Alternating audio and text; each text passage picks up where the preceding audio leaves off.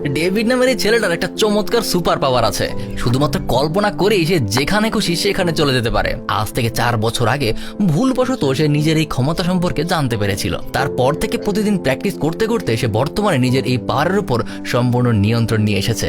যখন তার টাকার দরকার হয় তখন সে সোজা তার শহরের সবচেয়ে বড় ব্যাংকের লকারের ভেতরে চলে যায় আর অনেকগুলো টাকা নিয়ে নিজের বাড়িতে ফিরে আসে। তাই পুলিশ কখনোই তাকে খুঁজে বের করতে পারেনি। তবে রোলেক্স নামের একটা গুপ্ত সরকারি সংস্থা আছে যারা মানুষের সুপার পাওয়ার নিয়ে গত 20 বছর ধরে কাজ করছে। আর আজ পর্যন্ত তারা মোট 5 জন জাম্পারদেরকে ধরে মেরে ফেলেছে। তখন তারা নেমে পড়েছে এই নতুন জাম্পারের খোঁজে। জাম্পারদের একটা দুর্বলতা আছে, সেটা হলো ইলেকট্রিক শক। তাছাড়াও রোলেক্সের কাছে একটা যন্ত্র আছে, যেই যন্ত্র দিয়ে একজন মানুষ অনায়াসে জাম্পারদের মতো বিভিন্ন জায়গায় জাম্প করতে পারে। আর এই সকল বিষয় নিয়েই রোলেক্সের দল তাদেরকে মেরে আসছে, কারণ মানুষের কাছে যদি এরকম অলৌকিক ক্ষমতা চলে আসে তাহলে সেটা পৃথিবীর জন্য একটা হুমকি হতে পারে। অপরদিকে ডেভিড খুবই ধনী লাইফস্টাইল ফলো করছে। তার কাছে তো টাকার কোনো অভাব নেই, তার যখন যেখানে মন চায় সেখানে সে চলে যায়। আর এই বিষয়টাই ডেভিডের জন্য বিপদ বয়ে আনে, কারণ তার ইনকামের কোনো সোর্স নেই। সেখান থেকেই লোকাল অথরিটির তার উপর আসলে সন্দেহ হয়, যার কারণে সেদিন ডেভিড যখন তার বাসায় ফিরে আসে তখন সেখানে সে রোলেক্সকে দেখতে পায়। কিন্তু ডেভিড তাকে গুরুত্ব দেয় না, কারণ সে মনে করে রোলেক্স তাকে কিছুই করতে পারবে না। কিন্তু বলতে বলতেই তাকে ইলেকট্রিক শক দিয়ে দুর্বল করে ফেলা হয়, যার কারণে ডেভিড জাম্প করতে পারে না। কিন্তু তবুও ডেভিড তার সম্পূর্ণ শক্তি দিয়ে তার ঘরের একটা গুপ্ত লকারের ভেতরে টেলিপোর্ট হয়ে যায় আর সেখানে নিজেকে কোনো রকমের সামাল দিয়ে আরেকবার জাম্প করে পালিয়ে যায়। ডেভিড সোজা তার গার্লফ্রেন্ড মিলির বাসায় পৌঁছে যায়, কিন্তু বাসায় মিলির মা ছাড়া আর কেউ ছিল না। আসলে আজ থেকে 5 বছর আগেই মিলির সাথে তার ব্রেকআপ হয়েছিল, তখন থেকে আর কোনো দেখা সাক্ষাৎ হয়নি। কিন্তু আজকে হঠাৎ এখানে এসে ডেভিড জানতে পারে মিলি নাকি টাকার অভাবে একটা বারে গিয়ে কাজ করে। এটা ডেভিডের খুব খারাপ লাগে। সে সোজা ওই বারে পৌঁছে যায় আর সেখানে মিলির সাথে তার দেখা হয়।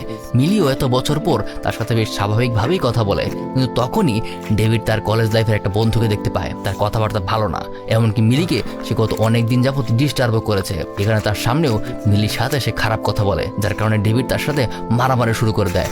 এক পর্যায়ে ডেভিড তার সেই বন্ধুকে বারের বাইরে গিয়ে তাকে নিজের সাথে করে একটা ব্যাংকের লকারের ভেতরে নিয়ে জাম্প করে আর তাকে তার কাজের জন্য ছেড়ে দিয়ে ওখানে রেখেই আবার মিলির কাছে ফেরত চলে আসে। কিন্তু সে সর্বোচ্চ চেষ্টা করে কেউ যেন তার পাওয়ার সম্পর্কে জানতে না পারে। মিলি এখনো কিছুই জানে না। ডেভিড জানায় সে নাকি একটা বড় ব্যাংকের ব্যাংকার পোস্টে কাজ করে। বর্তমানে তার লাইফ বেশ ভালোই চলছে। তারপর দুজনে শহরের এদিক ওদিক একসাথে ঘুরে বেড়ায়। দুজনে খুব সুন্দর সময় কাটাতে শুরু করে। এত বছর পর তারা ভুলে গিয়েছে যে তাদের আসলে ব্রেকআপ হয়েছিল। ডেভিড মিলিকে নিয়ে এমন জায়গাতেও ঘুরে বেড়ায় যেখানে ঢোকা সম্পূর্ণ নিষেধ, কিন্তু সে এদিকেও সাবধান থাকে যেন মিলি কিছু জানতে না পারে। এভাবেই তার একটা দরজায় গিয়ে পৌঁছায় যেখানে ঢোকা নিষেধ। তাই ডেভিড মিলির চোখের আড়ালে গিয়ে সেই দরজার ভেতরে জাম্প করে আর সেখানে একটা নতুন মানুষের সাথে তার দেখা হয়। সে জানায় সেও নাকি তার মতো টেলিপোর্টার, আর একটু আগে সে রোলেক্স অফিসারদের হাত থেকে পালিয়ে এখানে লুকিয়ে আছে। এই ছেলেটার নাম গ্রিফিন। বলতে বলতেই তখনই সেখানে দুজন রোলেক্সের দলের লোক চলে আসে, যেখানে তাদের সাথে প্রচন্ড মারামারি শুরু হয়। এক পর্যায়ে ডেভিড গ্রিফিনের সাথে তার এক গুপ্ত জায়গায় টেলিপোর্ট হয়ে যায়। অপরদিকে সেই ব্যাংকের লকার থেকে পুলিশ ডেভিডের সেই কলেজ লাইফের বন্ধুকে ধরে ফেলে। জিজ্ঞাসাবাদে পুলিশ অফিসারদের সে সবকিছুই জানায়, তাই রোলেক্সও সেখানে জিজ্ঞাসাবাদ করতে আসে।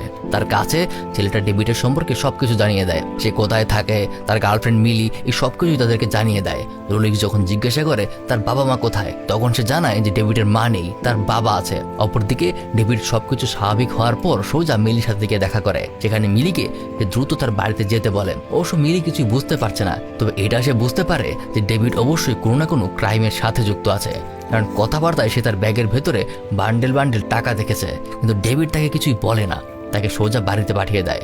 তারপর ডেভিড সোজা তার বাসায় চলে আসে, কিন্তু দেখতে পায় রোলেক্স তার আসার আগেই তার বাবাকে সেখানে মেরে রেখে গেছে, যার কারণে সে প্রচন্ড রেগে যায়। সোজা সে জেলখানায় তার সেই কলেজ লাইফের বন্ধুকে ধরে জিজ্ঞাসাবাদ করে সে রোলেক্সকে কি বলেছে। সে জানায় তার গার্লফ্রেন্ড, তার পরিবার সবকিছুই সে জানিয়ে দিয়েছে, অর্থাৎ এখন তারা প্রত্যেকেই খুব বিপদে আছে। সে সোজা মিলির কাছে গিয়ে পৌঁছায়, কিন্তু মিলি তার সাথে কথা বলতে চায় না। সে আগে জানতে চায় যে ডেভিড আসলে কি করছে, তার পেছনে এত মানুষ কেন। তখনই ডেভিড দেখতে পায় রোলেক্সের লোকেরা এখানেও পৌঁছে গেছে, তাই জোর জবরদস্তিতে সে মিলিকে সাথে করে নিয়ে গ্রিফিনের সেই গুপ্ত জায়গায় জাম্প করে।